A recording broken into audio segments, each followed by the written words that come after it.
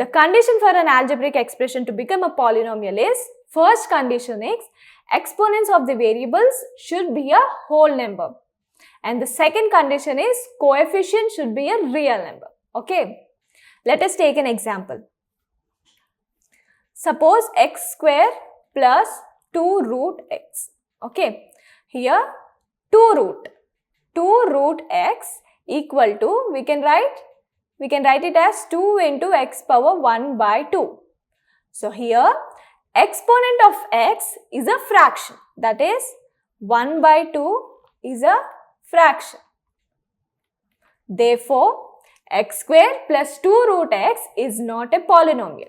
As I have said earlier, the exponents of the variable should be a exactly whole number. So, we can define the general form of a polynomial. Let x be a variable and n be a positive integer.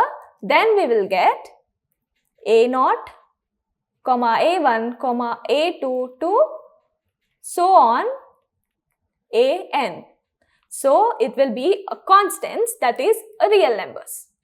Next then we will get an x power n plus an minus 1 into x power n minus 1 plus an minus 2 into x power n minus 2 plus so on, we will get a1 x1 plus a0 x0.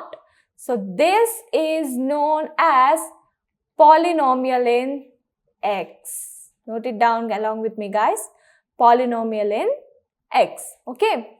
Now, let us discuss some terms which is used in algebra. Coming to the terms of a polynomial,